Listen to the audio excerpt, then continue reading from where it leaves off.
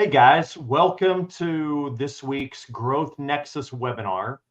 My name is Tim Kolb and I am the Division Vice President at HubTech and the Executive Leader for our Growth Nexus strategy and coaching business. And today we're going to talk about steps people can take to increase the value of their brand. And joining me today is one of the experts in the industry around branding, marketing, messaging, also one of the nicest guys in the industry. So Trey, thanks for joining us. Why don't you introduce yourself? Tim, you are too kind, my friend. It is good to be with you today and good to be talking about brand, probably one of my favorite subjects to talk about. So thanks again for having me on. Appreciate that. I am the founder and chief encouragement officer over at Beta Consulting Group. And we are a company that is committed to transforming our clients, transforming companies into well-known and trusted brands. And we specialize in a couple of areas in particular. We've got a playbook that we use with our clients, and we just love the idea of brand and what it can do for a company. Yeah. I love that part of your title, Chief Encouragement Officer. I love that.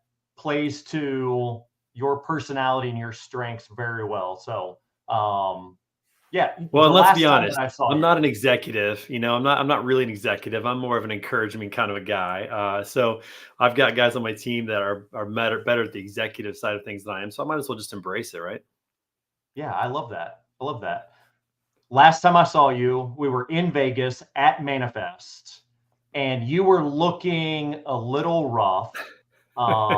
Looked like you were taking a play straight out of Mike Tyson's playbook with the face tattoo, all of that. But it was great to see you guys there in person. Fantastic to finally meet Coleman in person. And I know that you guys had as much fun as we did and made as many connections and got to spend some really quality time with some fantastic people while you guys were out there. We did. It was a good time, and it was good to do something fun. We dressed up like the characters from The Hangover one day, which was a lot of fun. Did some guerrilla marketing around that. Gave out some face tattoos, so hopefully some people are wearing those who might have picked one of those up, along with one of our new pins for our new logo that we've got. And just had a real fun time there, trying to stand out a little bit. Actually, the craziest thing is I wore a Chiefs jersey, a football jersey, the first day. And I think I'm going to do it from now on because I was the only one in a football jersey. Talk about easy to find. I would just tell people, hey, I'm wearing the Chiefs jersey. Come find me. Super easy for people to find me. So sometimes standing out is as simple as just like wearing a football jersey or doing something different, doing something that people don't expect, Yeah, that's true. I had never thought about it, but you actually do look a little bit like Ed Helm. So well done on that costume. I had to wear the glasses, and I had the I blacked out a tooth, but it was all about making people laugh a little bit, finding ways to stand out, and of course, building our brand. Yeah. So this is the first time that we've ever done a webinar using LinkedIn and StreamYard. So one of the unique features about it is I can't actually see all of the people, the names of the people that are joining us. So if you are joining the call today, I would love it if you would post in the comments your name, where you're joining us from, what part of the country. Feel free to include name of your company, but I'd love to see the names of some of the people that are on the call and taking a little bit of time out of your busy schedule to join Trey and I. So Trey, like I mentioned. And the question, I'll say this too, Tim, if they got a question about branding or anything at all throw them in there. I mean, we love to answer those. We're going to share some information, but the interaction is what I really enjoy. Yeah, I agree. So today we're talking about steps people and companies can take to increase the value of their brand. So let's start kind of there at the top. Let's talk about branding. What is it? What does that mean? What does it look like in the real world? I mean, the word brand is an interesting word. It's a word that we're all familiar with, that we know the word, but yet sometimes it gets a little muddled in terms of what it actually is. And I think the easiest way that I like to explain what brand is truly it's your reputation. Jeff Bezos said that a brand for a company is like a reputation for a person. and you earn that over time by what you're doing. But it's really what people think about you when they see your logo, when they hear your name. What perception do they have of you, and how does that impact their desire to work with you? What does that actually mean? If we were to look at some of the great brands in the industry, we could, without even talking about it, we could pick out what they're really great at or what they're known for. So when I'm working with clients, things I want to ask is, what do you want to be known for? What do you want to be known for in this industry? When somebody says, "Oh, you have that need, you need to go talk to these people," and so what is that you really do? And so understanding brand, it's a mix of a lot of different things, but it really comes down to your reputation. What do people think about you? How do they feel about you when they see your logo, when they see your name? And do they want to, do business with you? Do they want to work with you? Do they want to hang out with you? They want to be a part of what you're doing? I've been really lucky in my career to work for several companies that have really strong, in my opinion, positive brands. So I started out at the Scotts Miracle-Gro company, and it's about a $5 billion company, the #1 consumer packaged goods company in that lawn and garden kind of do-it-yourself category. And I remember when I first got there and being brought into a very distinct, very positive, very values-driven culture, and feeling like that I had been invited into something much larger than myself.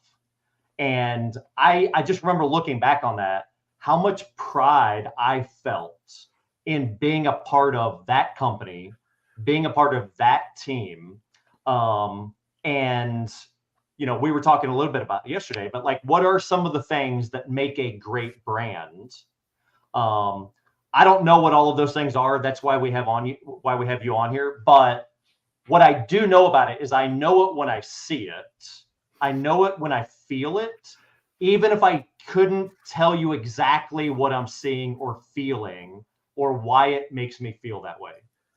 Yeah, that was a great question. Before I answer that question, first of all, shout out to Jim and Blake and Ryan, Lucas. Thanks, guys, for joining.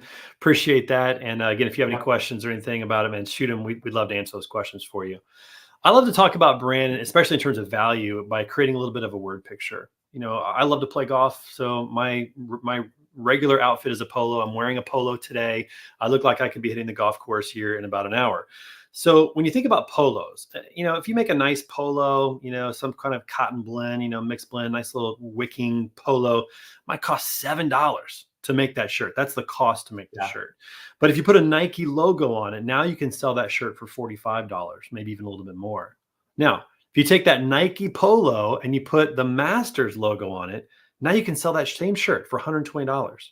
The only thing that changed about that shirt was the brand. That's it. Nothing else changed. The quality didn't change. The size didn't change. The color didn't change. Nothing changed except the brand that you put on it. And that's what a premium brand will do. And some people think, oh, that's retail. That's only how. It's everything. Because at the end of the day, whether you're in B2B, B2C, D2C, whatever you're in, you're selling to another human being who will see the value of a brand and what it provides. If you go to the grocery store tonight, you could go to the cheese aisle, right? And you could buy the Kraft cheese, you could buy the Tillamook cheese, or you could buy the grocery store's brand of cheese. Mm-hmm. And most people will spend the extra $2 to $3 to get a brand name, even though the cheese is probably almost the same. I mean, very difficult to tell in a blind taste test. You wouldn't really be able to tell a difference, but you pay extra because of the consistency, because of the trust factor. You know what you're going to get. You've had a good experience with it. They have created a brand that provides value just with the name. All right. And so it's really important to understand that with your company, with your individual brand, because we all have those as well, is that brand provides value that then is going to give you opportunities or give you the chance to sell premium services or whatever it is, because of the brand, because of the trust that you've built with that. And so I just think it's really important that people understand that there's value in brand, and we need to focus on that when we think about who we are in the marketplace, because it's really, really important. So let's talk about the elements that really make a great brand. Whenever I'm working with a client, this is the first one. I want to know, do they actually have a good product or a good service? This is the beginning of a great brand. Steve Jobs famously said that the Japanese don't use quality in their marketing because they understand that quality comes from the experience the user has. If you say you're quality in your marketing, but you're not, it won't last. And they get that. And if you think about the cars that come from Japan and from Korea, the Hondas of the world, the Toyotas, the Kias, they're known for high quality, but they don't have to Yeah. use it in their marketing because it's embedded in the product or the service. So the first part of a great brand is, do you have a great product or service? And this is where a lot of focus should be given is, are we providing value? Is our service top notch? Are we going above and beyond? Are we creating a great customer experience? Are we providing results? Are we listening to our customer, and their feedback? That's the first question. If you have a bad brand, based on your product not being good, your service not being good, you're just putting lipstick on a pig to even talk about it as you try to build your brand. So Yeah. that's the first step, is you have to have a great product or great service, and you should spend time making sure that that's the case. When you think about, I'm just going to use a couple of examples that we know, like Chick-fil-A is one of my favorite restaurants. In-N-Out Burger, one of my favorite restaurants. It's just a burger. It's just a chicken sandwich. It's a good chicken sandwich. It's a good burger, but it's the experience that they give you as a whole when you go to the restaurant. I mean, we went to In-N-Out Burger in Vegas. If you go to any fast food restaurant in Vegas, people, they might be wearing the uniform, might be untucked, might be dirty. Yeah. Man, you go to In-N-Out, man, everybody's clean. Like, it's just like clean. It just looks perfect, right? Chick-fil-A, you always get a, my pleasure and how can I help you? Those types of things. So again, it's the product and the service. That's where it begins in terms of building a great brand. Let's go to the next ones if you don't mind, or do you want to talk about that one? I'll keep going. Go ahead. Go ahead. Okay. So that's the first one. The second one is, when you think about a great brand, you think about the customers that it attracts. And what you end up seeing is you don't see customers with a great brand. You see fans with a great brand. Some people might say, what's the difference between customers and fans? Well, customers you do business with, transactional, you kind of think transactional. Fans, I mean, there's a reason why that word is fan. It's from fanatical. They are so over the top for you, right? They become fans. And what do fans do? Fans pay full price. They keep coming back, and they tell everybody about their experience. Most people at this point, especially a lot of the guys on the call, like Blake and a few others, they know this. I'm a massive Chiefs fan. So what am I doing? If I go to a game, I'm paying full price, probably a little extra. I keep watching them. I keep going back. And of course, any chance I get to talk about the Chiefs, especially right now, I take it. Yeah. I mean, I'm a fan. And this is what every business wants, is they want fans. So the question is, are you working to create customers, or are you working to create true fans? People who will go to bat for you, who will tell people about their experience, who will not haggle you on price. Like, they see the value of what you're doing. And again, it starts with a great product, but you start to see fans as opposed to customers. So be thinking about fans. This is my one book recommendation for the show. All right. The book that's changed our business and changed me as a leader is a book called Fans First by Jesse Cole. He's the owner of the Savannah Bananas, and he talks about how they have built their brand, Savannah Bananas, which they're literally selling out major league stadiums as they tour to play banana ball. It's not even real baseball, but they're selling out these massive major league stadiums like Fenway Park and Wrigley Field with massive waiting lists. Their fan base is so big because they have really thought about the fan experience. Like, what's going to make them a fan? Tim, I don't know about you, but I've been to a lot of sporting events. There's only one sporting event that I've ever been to where the food was included in my ticket, where I went down and said, I want a burger, I want nachos, and I want a Coke. And they handed it to me, and I walked away, and there was no money exchanged. It was in the ticket price, because they know that people don't want to stand in line and miss the game. They want to get their stuff and go back to the game. So in order to take that away, they just have it all prepared, and they hand it to you when you tell them what you want. And man, you get through that line in like 2 minutes, and you're right back at the stadium watching the game. That's a fan decision. That's a decision to create fans. And that book helps you think about that. When I'm doing a sales call now, I don't want to throw this out there for everybody, because I don't know if I can do it for everybody, but I'm on a sales call. If I hear something really interesting that person tells me about their life or about their business, a lot of times I'll try to send a little gift that reflects that I listened and that something maybe they wanted. I just did that this past week with Savannah Bananas merchandise for a prospect who said they went to a game, and I was like, oh, well then, you'd love this. So I sent that to them. They don't even know it's on the way. So stuff like that, like where you can think about how to really create fans in your business. That's really important. Yeah. All right. The next thing, I think a great brand is always very authentic, very authentic. So high quality product or service, starting to develop fans. and you're really authentic to who you are. The one thing I love about people like, I'm just going to use Gary Vaynerchuk out there with VaynerMedia. Everybody knows who he is. The guy's just authentic. He doesn't sugarcoat it. He talks about what he cares about.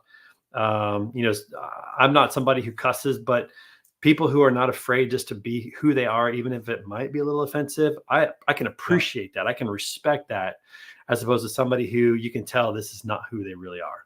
This is not, they're just not being authentic. So I think all great brands, there's got to be a level of authenticity of this is who we are, and this is what we care about, and this is what we're going to do. And when you're true to yourself and you're not just playing the fence and trying to be, people pleaser to everybody else, you tend to get people who agree with that or buy into that or want to be a part of that, and will eventually be attracted to you. So again, I think that's really critical to have authenticity in your brand. Trey, I want to jump in there for a second. I think that idea of authenticity is really, really important. And I mean, most of the people that you and I work with are business owners, executive leaders, right? Guys that are at the top of an organizational hierarchy. And in my experience, what I found is that if the person at the top can lean into their authentic selves, if they can show that it's okay to be who you really are, then that trickles down and has such a huge empowering impact on the rest of the organization. And again, I mean, I've had a chance to work with some people and report to some people that were really, really good at that. I've also worked for some that, not so much. But you can feel it when you walk into a store, a restaurant, a business. You can feel it when you're interacting with them. But in my experience, it all starts at the top. So as a leader, as the person that is, running that organization, how, in your experience, like, how do they embrace that? How do they really kind of lean into and lead from an authentic place? The first thing is to understand that they're building a brand, whether they are trying or not. Like, their brand is getting built. Either they're responsible for it or they're just leaving it up to the market to decide. They're leaving it up to chance. And so it's understanding that a brand is being built. It's, what is that brand going to be? What is it going to represent? This is where I think, and we haven't gotten into the details yet, but this is where messaging is really important to understand the purpose of it. And along those lines, we help our customers craft or refine or develop their mission, vision, and core values. And this comes right from the top. So when you think about brand and who you're going to be, your identity, your reputation, it really starts with what you're trying to accomplish. What is your why as a business? What are you guys going after? And I've seen a lot of businesses that have a mission, vision, and core value. Very few of them actually live by it.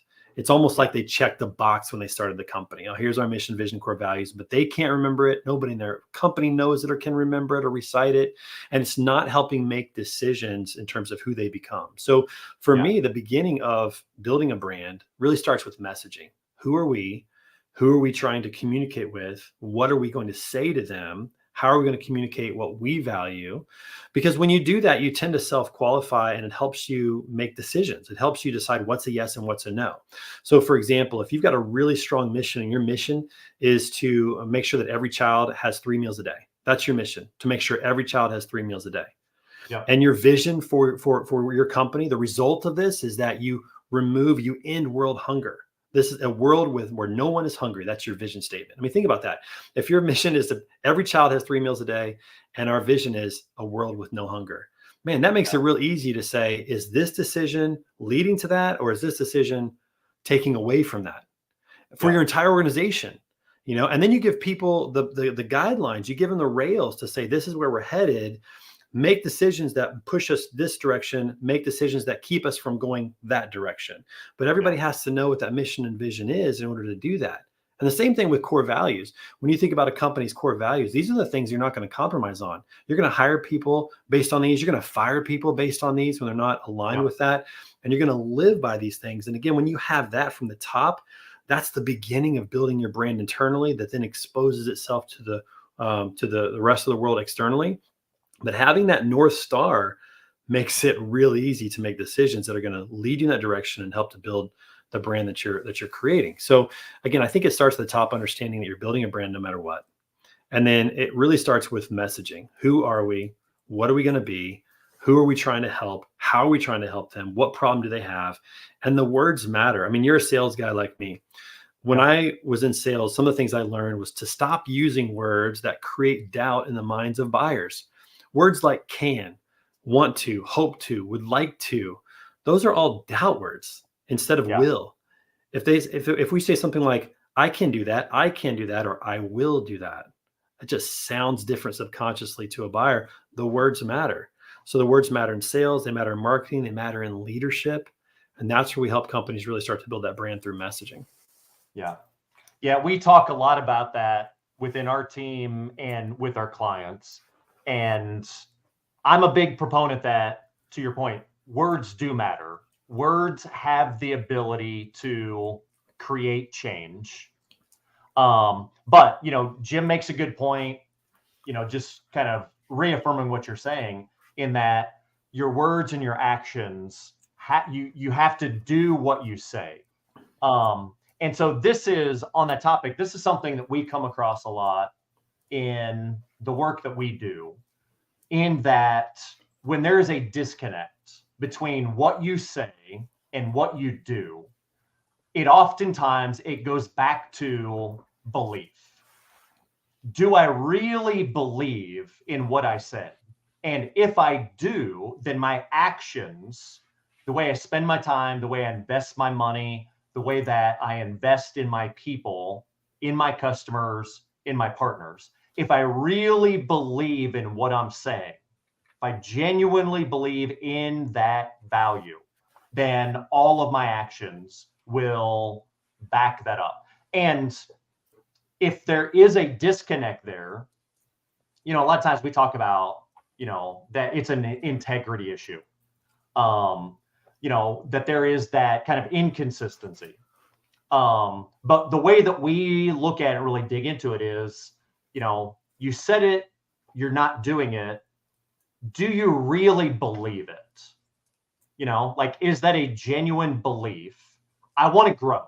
This is a great example. I want to grow from $40 million to $80 million this year, but I don't want to spend any money. I don't want to hire any more people. I don't want to give my existing people additional training and investment, but I want to grow. I want to double the size of the business. Well, I think you want Good luck. to grow. You want to grow, but you don't really believe that you can, to the point where I'm going to actually do the things required to double the size of my business. So I agree with you completely. Like, the words and the actions have to match. And if they don't, then it's a really good opportunity to just take that step back and reevaluate. Is this what I really believe? Is this who we really are, what we really want to do? Or do I need to take some time and get back to that authentic self and reassess where we are, who we are, and get back to the point where our words and our actions, match up? Yep. There's nothing more profitable or more humbling than accepting who you are today, like being real about who that is. And I think of a quick example on my own is, I knew that I needed a number two in our business, a right hand, somebody that could really kind of take the reins and run with the operations side of things. I knew I needed that. And I knew to get somebody great, it was going to cost me a lot more than I probably wanted to spend. But I also knew that when I made that investment, it would free up my time to do more of this and more sales and more strategy. And so we made that investment when we didn't really have a lot of money to do that. But within about 3 months, we started to see the fruits of that investment. Yeah. Again, that's where I think, like you said, do you really believe in this, or is this just more of a want? Are you going to put your money where your mouth is? And when you don't, the problem is that you lose trust with the people around you. Like, you create a trust gap with the people around you, with the people in the marketplace, because again, you're not being true to yourself. You're not being authentic. It goes right back to what we talked about being authentic. I want this, but I'm not doing anything to get it. It's like right now, I really want to be in great shape, but if I'm really being honest, I'm not making the choices with the food that I'm eating and my time at the gym to get that. So I don't really believe that yet. When I start acting on those things, then people go, okay, he's bought in now. He believes it. Yeah. Yeah. I want to dive deeper into the messaging part of it. But before we do, I want you to talk a little bit about the importance of that brand, the importance of that brand creating a culture within your organization, because oftentimes we think about kind of the external value and importance of a brand. But I think that in so many ways, it's even more important that brand, that there be that buy-in, and that brand and identity really shapes the people internally. So talk a little bit about the importance of that kind of brand-driven, value-driven culture. I couldn't agree with that more. A great company and a great brand always starts from the inside out. They often say, as leadership, that the most important people you need to take care of are your customers. That's not true. The most important people you need to take care of are your team members, because they are the ones that take care of your customers. And so it all starts internally. So that goes to the culture that you create, the training you provide, all of that. And again, that goes to really building the brand, as we say, the reputation that we say. And so, a lot of people think that marketing is really only for external audiences. It's not true. It's for internal as well. It's to build the culture that you want to provide. It's being consistent with who you say you're going to be. If you say that, timeliness or promptness, I don't know, whatever word you want to use, is a core value, and then you're showing up late to every meeting, you're basically telling people that you don't believe that, you don't care about that, and people will start to follow that. If you say that exceptional work or commitment to excellence is a value that you have, and yet you're not holding people to a standard of excellence, or you're not being excellent yourself, that just falls to the wayside. People just don't go, that we don't believe in that here. We actually don't. We just say that. We don't believe in that. And people can catch that pretty quickly. Most people have pretty good BS detectors.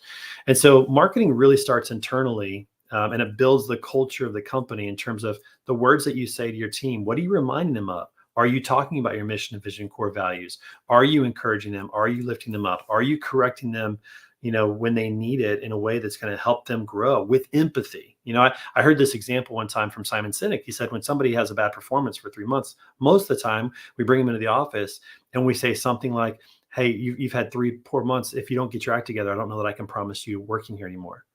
Instead of saying, hey, you've had 3 poor months of work. Are you okay? Is everything all right? Like treating people like humans, where they want to be a part of this, and casting this vision where they want to be a part of the vision. They want to help this thing grow. I'll give you one example internally for Beta. And, I don't get a lot of things right, but I think maybe I got this one right. I'll just throw that out there, and maybe I didn't. Well, time will tell. But I used to have a logo. In fact, I'm still wearing it today. I have my personal logo right here, my cartoon logo. And that cartoon logo actually created our text logo that we used to have. We used to have a blue text logo. In fact, I think do I have that still? I do. So this is our old logo. And that B is my ear from my cartoon logo, right? That's literally the extent to which we went to create this logo. It was not a lot. We were early on. So that's the logo, but it's very personal to me because it's my cartoon and whatnot. About 4 months ago, our team came to us and said, hey, what do you think? They said, you've been talking a lot about, like, you need to kind of remove yourself from the brand a little bit. You need to do less so we can do more and we can grow as a company. Like, they started to buy into this vision that I was sharing, that in order for us to grow, I have to get out of the way. And so as they were thinking about it, they're like, hey, would you be okay if we rebranded? And I think about that, like, man, I could have easily said no. I could have easily said, no, that's my personal brand. No, it's my baby. I don't want to do that. But because I've been thinking about these things, about getting myself out of the way, I said, sure, go for it. Let's see what you come up with. Totally. Let's do it. And they worked so hard for like 60 days to do that. And it was me acting out what I'd been telling them. And then as a result, they created a new logo, which I love. It's, this logo, it's sage green is our colors, but this is it. It's a new logo. It's pretty cool. It's got the sound wave on it. They did a great job. We did it all internally. They rebranded everything. We redid the website, all of our swag, all of our merch, everything. They redid it. They have such a higher level of ownership now in our company and our brand. because they Yeah. got to do that. And the trust gap from what I think it is and where they think it is has shrunk even further now, to where we really have a high level of trust in our organization. We can always improve it. I got to keep doing better and get better. But we can see that trust gap getting smaller and smaller because of acting on what we're saying. And so that's created a culture around here that has them on fire for our podcast guests, for our customers, for taking care of everybody, simply because, I followed through on something I've been talking about. So again, I think it goes back to what you're saying. The beginning of messaging, the beginning of creating a culture and really marketing starts internally, and then it goes outward. It's so important to remember that. Yeah, I love that idea of, it went from Trey's thing to our thing, right? You invite them further into the story. It's no longer just what you're trying to do, but it's what we're trying to do together. And you just can't overstate that as a leader in having that buy-in of everybody else in the organization. So let's talk a little bit about messaging. And let me tell you a little bit about kind of where I'm coming from here. So I've been in the industry 12 years. I've been in sales leadership. Me too. 20 plus years. So I've been on every side of sales leadership, individual contributor, P&L owner, all of that. And again, I've had a chance to work for some fantastic companies within the brokerage industry. But even working for a company like Echo, right? Billions of dollars, fantastic service, all kinds of, products, services, options, everything that you could ask for. But even there, like, it is a battle every day to differentiate yourself from all of the other carriers, all of the other brokers, all of the other 3PLs that are out there vying for as much business as they can get. And so I've always been a big believer in, like, really putting some thought into how do I present myself? How do I differentiate myself? How do I lead with that authenticity that is relevant to my target audience, that is relevant to the shippers that I work with or that I want to work with? And I work with and I talk with brokers of all sizes today in my current role. And this is one of the biggest challenges, right? And, my favorite definition of sales that I've ever heard is that sales is the transference of belief.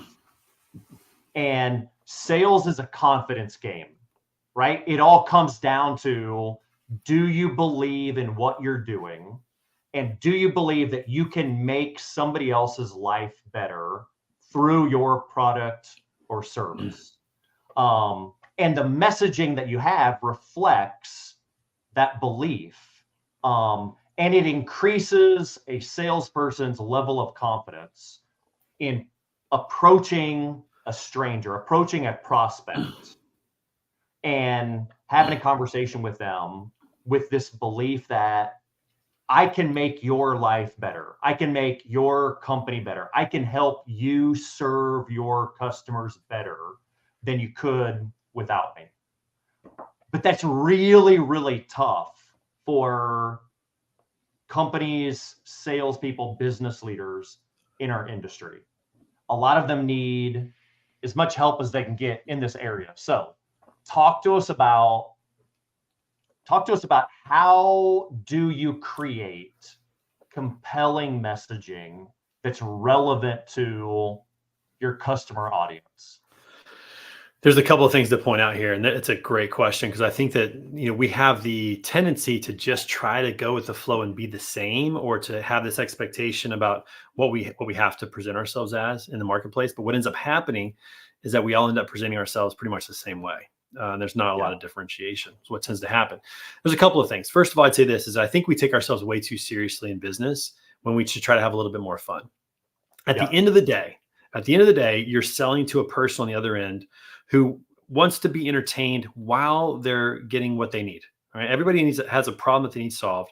We want to get that problem solved. But if you can do it in an entertaining way, you automatically win. Let me give you an example. All right. You got a leak today at your house, Tim. You got to call a plumber. You call somebody, they come over. A guy does a great job. He gets it all done. He sends you the invoice. It's just a normal plumbing service call. Okay. Yeah. You have the same issue in a month, a different pipe, but same type of issue in a month. You call a different plumber.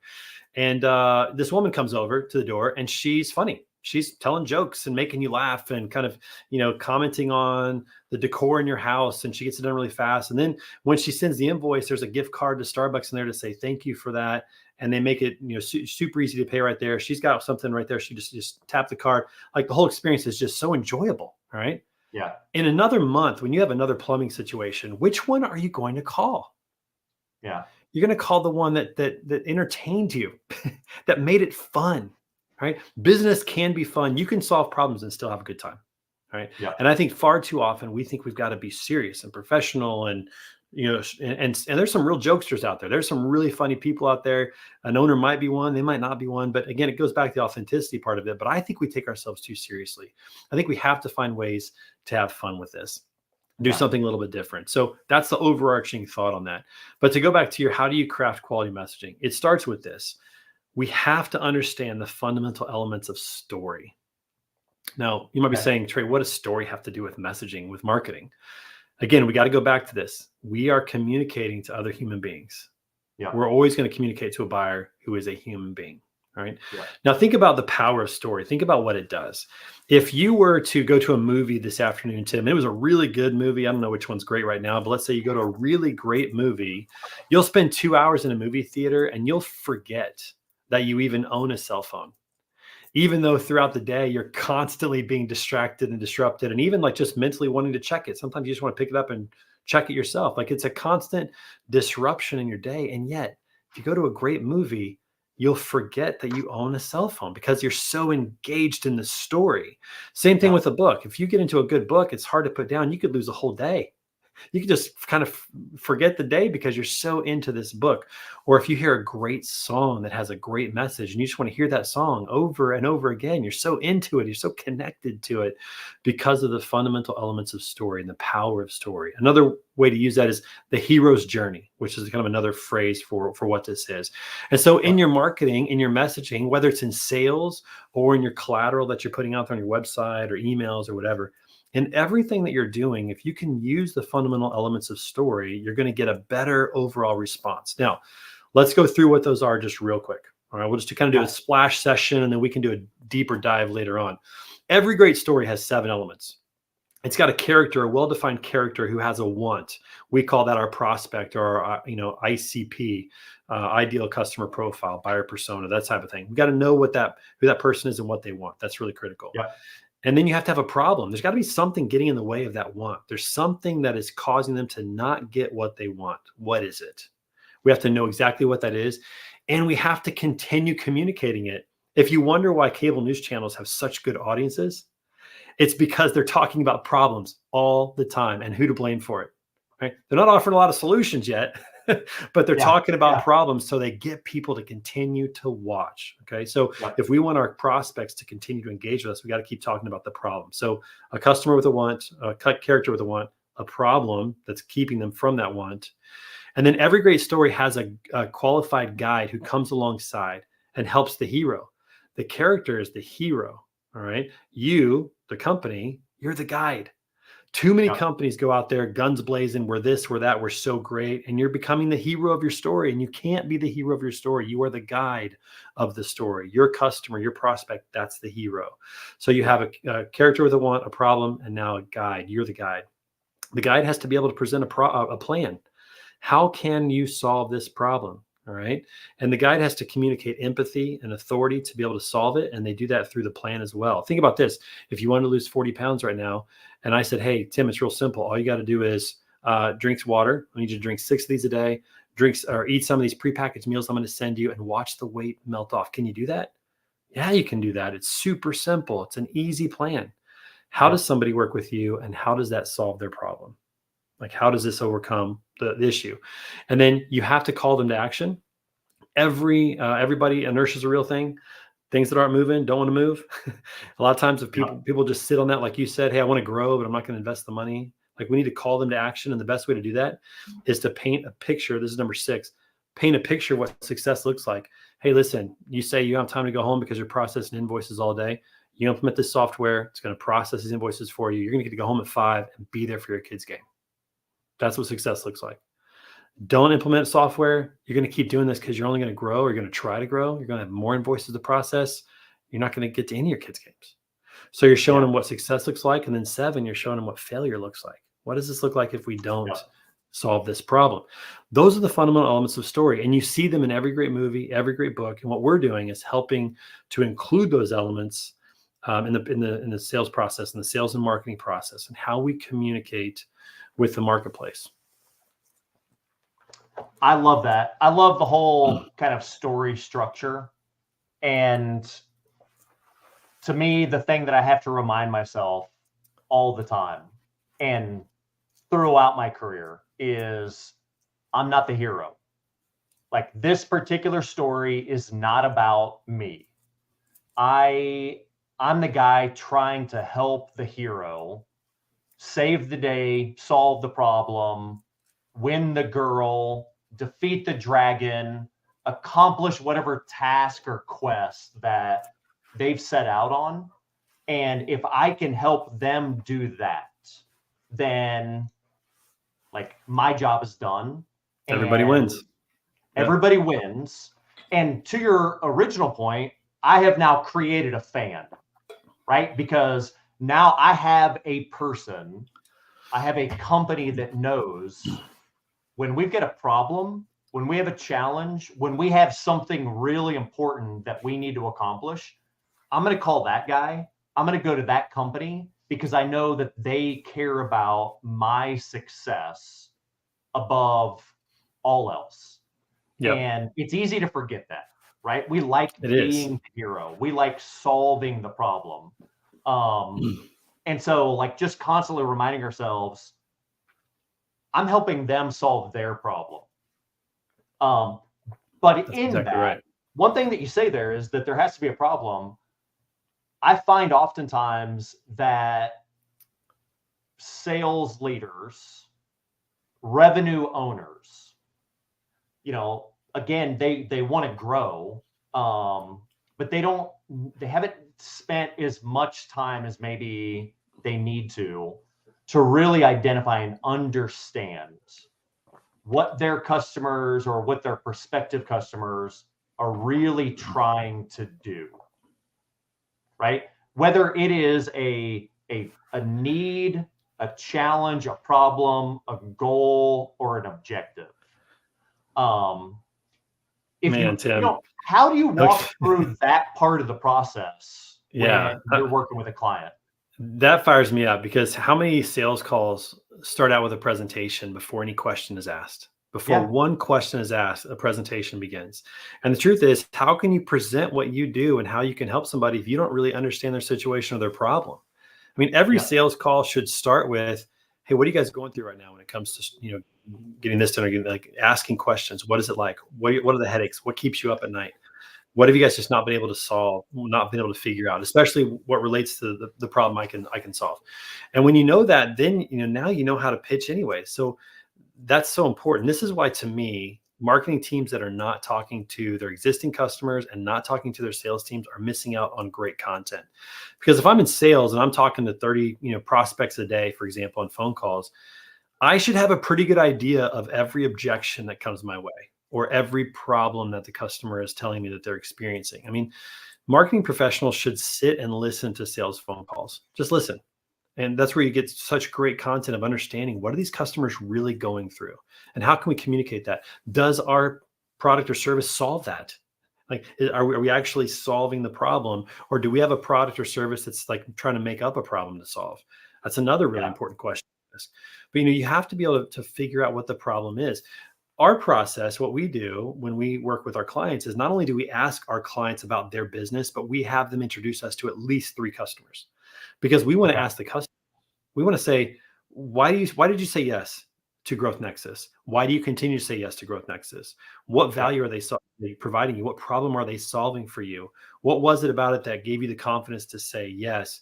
What do you tell people about your experience with them? We want to hear that, because the way that a customer will say that is the way that a prospect will hear it. Most of the time, we internally don't see the situation the way that a customer will see it. In fact, this happened this week. I spoke with a customer for one of my clients and talked about, asked them these questions of what they do. And when I went back to the customer, I said, here's what they said. He literally stopped and said, "What? I never would have guessed he would have said that." Like, it shocked him. There was a problem to solve that he didn't even know. Right. So the best place to figure this out is through your customers and talking to your prospects. Find out from prospects why they said no. Make it such a comfortable experience that when somebody says this isn't for us, you can ask them why. Man, that's gold to figure that out. And again, that's where a lot of this comes from, is understanding, what your customers' experience is like, what their problems are. You got to ask the questions. It's just so critical. There's a place to brag on what you do. There's a place to tell people about what you do, but it's not at the beginning. It's at the guide. Like, hey, why are we a qualified guide? Let me tell you why. All right. Yeah. I can tell you why I can help you lose 40 pounds, because I lost 40 pounds 10 years ago. I was in the same place that you were at, felt stuck, no energy. It's terrible. I did this program. I lost 42 pounds in 10 weeks and it worked. And so I can help you do that. It's really simple. I'll walk you through it. Here's exactly what it is. Here's the 3 steps. So in just saying that, I've shown myself to be a qualified guide. I could even go further and say, I've also helped 25 people in the last 6 months do the exact same thing. So not only did I do it, but I let other people do it. You ready to get started? That's where you get to brag on what you've been able to accomplish. It's a very small slither of the whole story. Yeah. Yeah. I love that.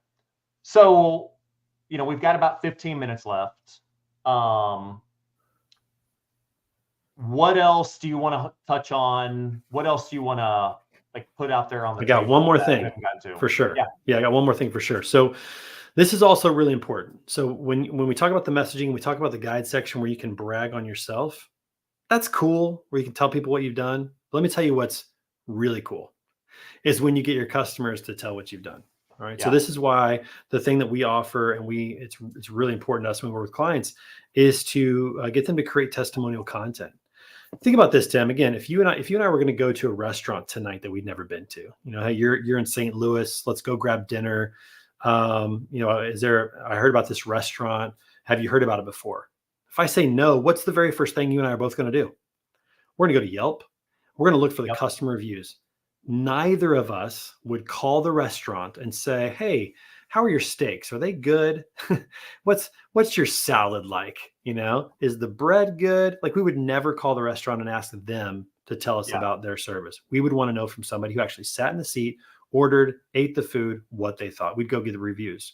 This is the human psyche of buying that a lot of companies don't understand. And again, I go back to this all the time. At the end of the day, you're selling to another human being, to another person. And this is the psyche of buying. They want to hear from other people that you can do what you say you can do. All right. So I think the second best marketing collateral you can create is a testimonial behind a word of mouth referral. Word of mouth referral is the best. But testimonial content speeds up the sales cycle. It increases the confidence. It increases the trust. It allows people to say yes a lot faster when they hear from customers. 70% of buyers said that they sped up their buying decision when they heard from a customer. So it is so critical that you make that a part of the messaging, that it's not just you communicating effectively, but you actually get your customers to communicate effectively and be an advocate for you. And this is the last thing I'll say. So testimonials are super important. It's also really, really important that you keep things simple, that you don't confuse. Let me give you a sports analogy real quick. Well, Tim, let me ask you, what's your favorite professional sport? NBA basketball. NBA basketball. All right. So let me tell you what you probably love about NBA basketball. I'm just going to guess. I'm going to guess that you love the fact that Stephen Curry can make ball handling and shooting look so easy, even though anybody who's played the game knows it's not. They make it look simple. They make the complex play look routine. We say that about a shortstop in baseball. We say that about a quarterback in football. They can make a difficult play look easy. All right. And we appreciate that as people. That's excellence to us. Same thing is true in your messaging. Can you take this complex business that you've created, this business that potentially could solve a lot of problems, has a lot of different moving parts, has a lot of people potentially. Can you take that and dumb it down and simplify it to exactly what you do so that I can understand really simply? And so websites need to be scannable. Messaging needs to be simple, not a lot. Like, can you take 30 words and turn it into 10? That's the real magic in messaging, is can you simplify this and make it real easy for everybody to understand? Because if you confuse people, you'll lose them right away. Right away. Yeah. So if I'm a business owner, if I'm a sales leader, and I want help with my branding and messaging, I'm going to reach out to Trey Griggs. Tell us a little bit about what you guys do to help companies to be able to improve their branding and perfect their messaging. Sure. Well, before we do that, let me put some qualifying questions in there for them. These are good questions for them to ask to kind of understand where they're at. If they experience a lot of prospects or customers not knowing what they do, like, hey, what exactly do you do? If you get that question a lot, then you need some help with your messaging. If you're not getting conversions on your website, so maybe people are coming to your website, but they're not clicking any of the buttons, any of the calls to action that you have, you could use some help with messaging. If you have a website with no calls to action, you need some help with your messaging. That's definitely a box we want to check off.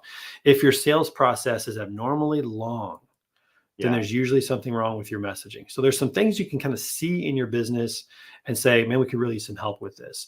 If you go to a trade show and somebody says, hey, what do you do at Growth Nexus? And you're not able to explain that in 2 sentences, you could use some help with your messaging. So it's for your sales and for your marketing teams.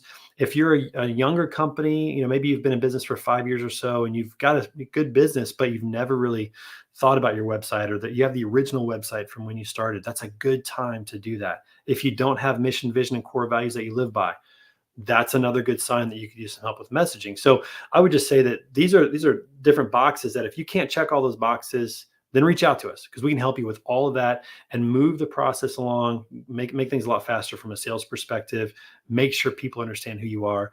And then I'm an ideas guy, so I love to come up with crazy, wacky ideas as much as possible, as much as you'll let me. But the way to reach out to us, connect with me on LinkedIn, super easy to do that. Go to our website, betaconsultinggroup.com. We've got a bunch of action buttons on there. The main one is schedule a call with yours truly. I'll take that call. I want to hear from you. So schedule a call with us. Tell us, where you're at in your business, and we'll sit down and have that conversation. We'll talk about what your next steps are and what our playbook is to help you really build a sales and marketing engine that's moving, that's humming along. So those are the 2 best ways to get in touch. Okay, great. I just want to throw it back out there to people that are on the call. If you have any questions, get them in now.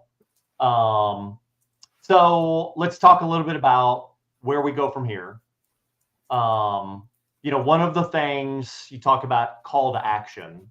So, one of the things that we want to offer, people that are on the call here, is we're going to do a free workshop to create branding, refine and perfect their messaging.